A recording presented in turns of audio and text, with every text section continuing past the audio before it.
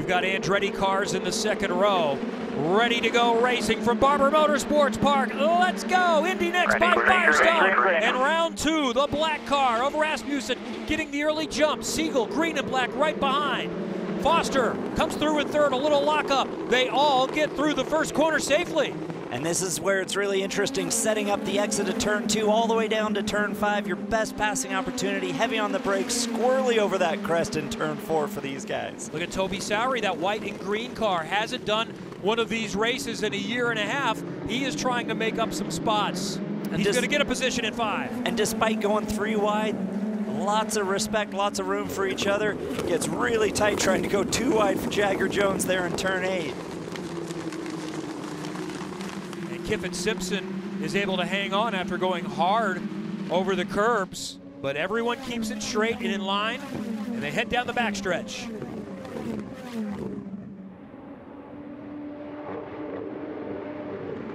Kiffin Simpson on Toby Sowery into turn 12. That is a bold pass.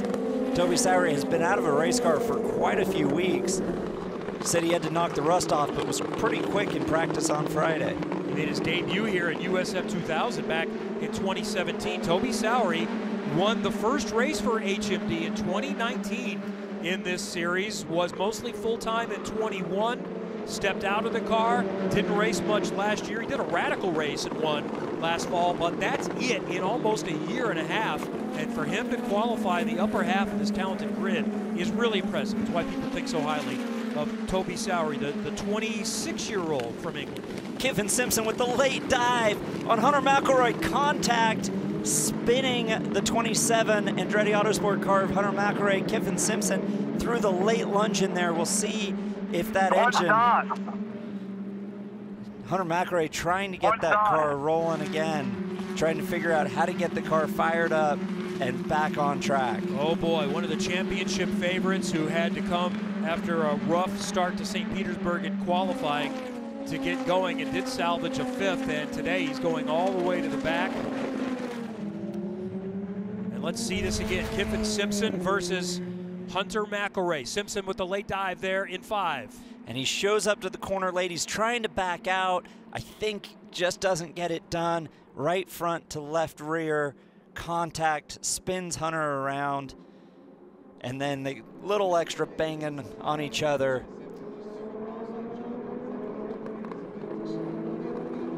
So those are 2 contenders. Race control's looking at that. The 27 car definitely has some damage. The right rear looks either flat or he's got bent suspension on the left rear. You can see what should be a flat line. So we see on the picture-in-picture here, Jamie Chadwick in pit lane with a mechanical issue as well right from the start. But that straight line at the back of the car is bent up in a bit of a pyramid. That's Hunter McElroy's opportunity for a good result going out the window. And let's find out what happened to the DHL car of Jamie Chadwick at the start. Look near the back of the field in that bright yellow car. Let's see if we see anything. She started in 17th. 3 wide there. That was Ernie Francis in the middle, so good guess that that's what happened. That's Christian Bogle rolling through the grass, who came back on, made it 3 wide. Bogle, Francis, Chadwick, right rear to left front from Francis, who got up in the air a little bit. So we'll keep an eye on Ernie Francis Jr.'s car. And then damage on Jamie Chadwick. What do you know, Georgia? Well, 2 Andretti Autosport cars on pit lane right now. That's of Jamie Chadwick and Hunter McElroy. Right now, a right front toe link being changed on the 28 of Chadwick, and they're assessing the damage to Hunter McElroy's car at the moment. I will get the information on that and report back. What a shame for Jamie Chadwick. She just needs laps at this point. Finished 13th at St. Petersburg, and she said afterward, it's the first time I've crashed 2 times in a race, finished last among those still in the race, and sort of be happy about it. She realizes it's going to be a tough year, it's still achievable, but this is definitely a process. So that's why they will get her fixed up. Even if she's 3 laps down, it will be beneficial to run laps. The experience will be really helpful as we see Christian Rasmussen stretching his lead out. And it is hard to pass around here at Barber Motorsports Park, and Christian Rasmussen knows he has a fast car, knows he has the experience, knows he maybe didn't get the result he wanted at the Grand Prix of St. Petersburg, So he's just going to be thinking about running clean laps, keeping some tire and grip in his back pocket in case it goes yellow and he has to absorb some pressure on a restart from Nolan Siegel, Louis Foster. But at the same time, he's running fast laps. He has the fastest lap of the race, 2/10 over everyone else, and he's just looking to put some daylight between him and the rest of the field. Let's check in again on the situation with Hunter McElroy. Georgia, what do you know? Yeah, Hunter McElroy in pit road as well. That's a combination A-arm toe link on the left rear of McElroy's machine. Jamie Chadwick still in pit lane as well, though they are wrapping up work on that car as well. More damage on McElroy, but toe links for both McElroy and Chadwick. Louis Foster looking really racy here on Nolan Siegel. Got a great view of the onboard there. Just tracking him, figuring out where his weakness is. I wouldn't be surprised if Louis Foster tries to use the push to pass here and get a run out of turn 3, headed down to the heavy brake zone in turn 5 for a pass. Let's keep an eye on this. A run for Louis Foster on his onboard, the reigning champion in Indy Pro 2000, now USF Pro 2000. Not close enough this time to get a move for second. Meanwhile, race control has looked at that contact between Simpson and McElroy, and they have put the blame on Kiffin Simpson. He's being penalized for avoidable contact. Penalty is TBD because he's parked in the pitch right now. He's still in pit lane, and a lot of times what race control means, penalties to be determined. If Kiffin Simpson doesn't get back on the racetrack, and Hunter McElroy has just left pit lane to get back on the racetrack, so if Kiffin Simpson doesn't get back out, he's serving his own penalty, right? The damage from the contact is his own penalty. They want to make sure that, barring any other incidents, Kiffin Simpson finishes behind Hunter McElroy. Good look at Toby Sowery's car. And he had a little excursion just a moment ago. Whoa, that's more than a little. That's a big save. Big ride. Gives up a couple of spots, but manages to salvage the rest of his day. You can imagine his heart rate climbed quite a bit. Coming over that crest, you're in the top of 4th gear, bottom of 5th gear, your foot's buried, and you come over that crest, the car gets light, and you exit stage left onto the grass. It gets real exciting really quickly. Strong Roots car is having a good one so far today in 7th. Oh, and we've got problems. The 75 car of Matteo Nannini and Jacob Abel in the 51 have gone around with pretty significant contact, full course caution. That's coming out of the last corner. I don't know if somebody went off and then got collected. It's almost like Nannini was trying to pass Abel. Oh, they're side by side through 16. Tries to hold on. I would say Jacob Abel has a reason to question that, right? They're side by side, and he's as far right on the track as you can go. I think Nannini needed to give him more He didn't want me to stay there, so he just decided to turn across me. Yeah, I would agree that Jacob Abel has reason to foul there.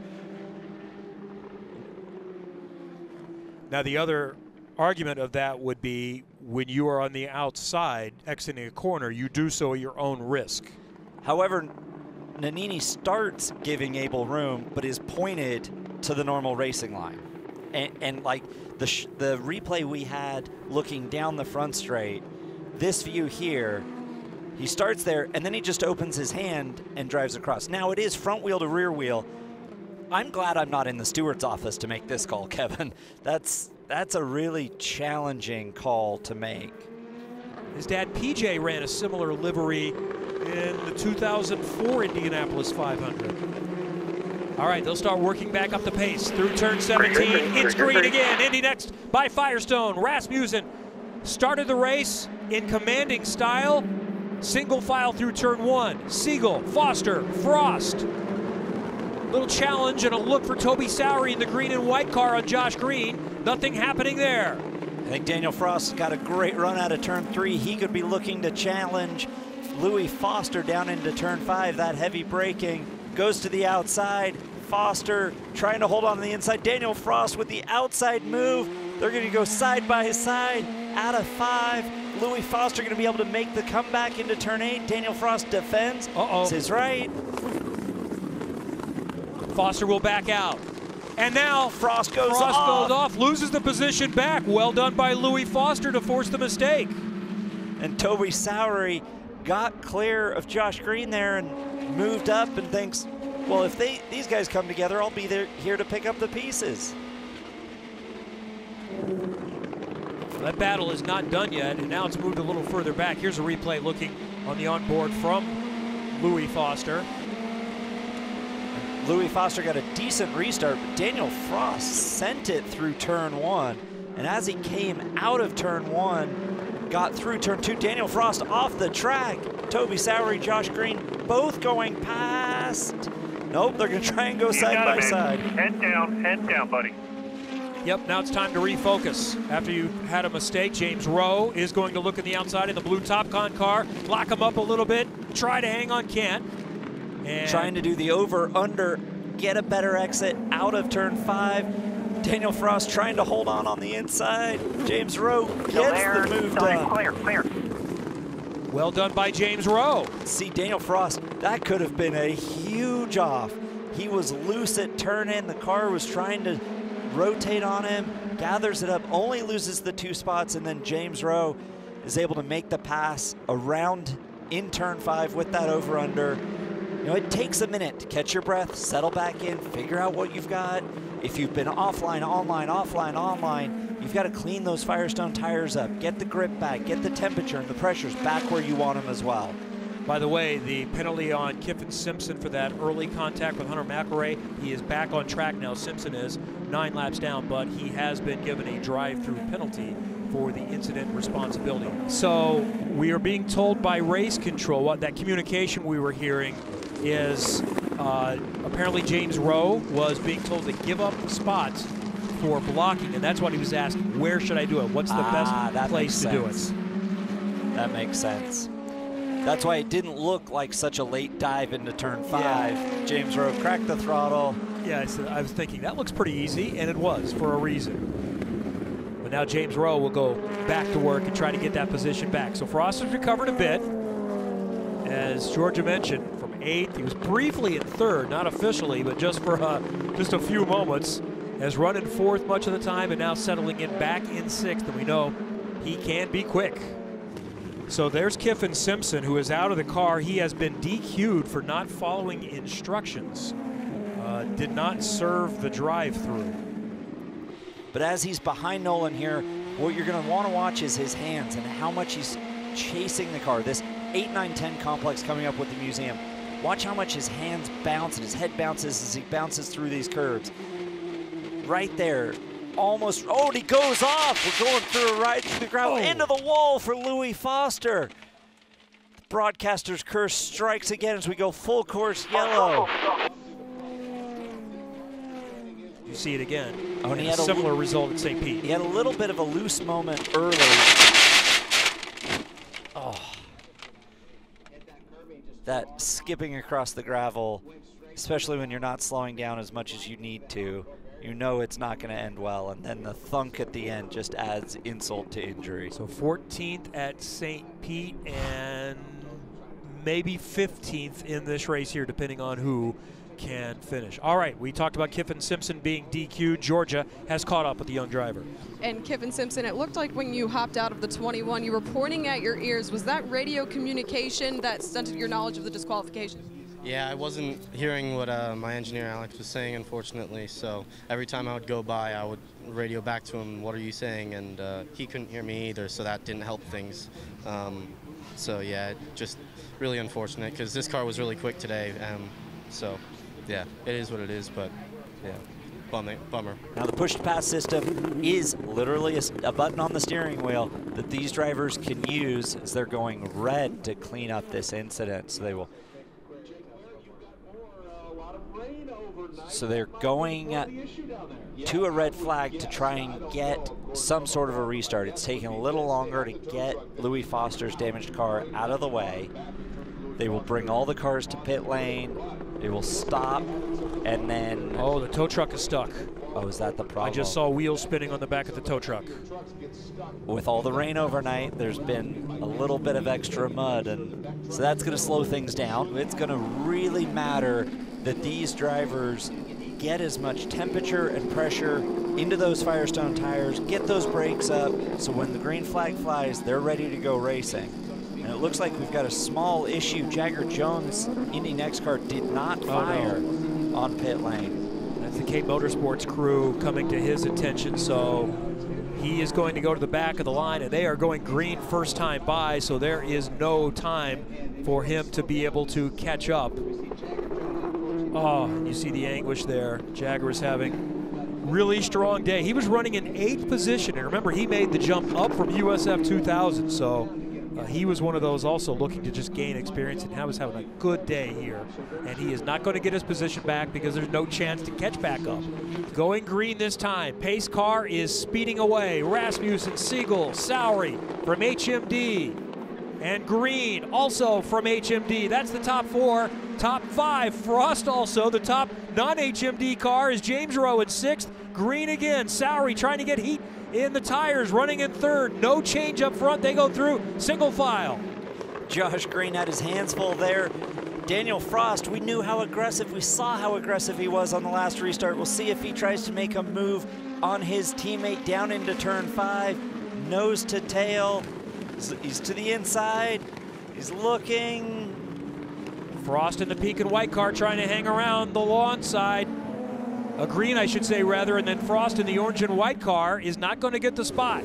And those teammates gave each other just enough room, came through cleanly. Toby Sowery looking aggressive on Nolan Siegel as well. Frost still trying.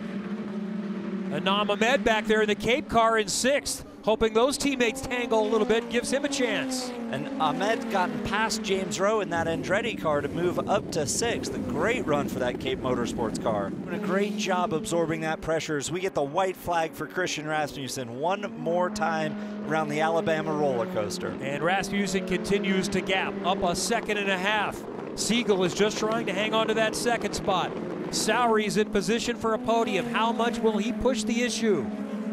It's the last best chance to pass down here into turn 5. I think Siegel's got the spot at least through turn 5. He's got 12 corners to go to hold on to that 2nd.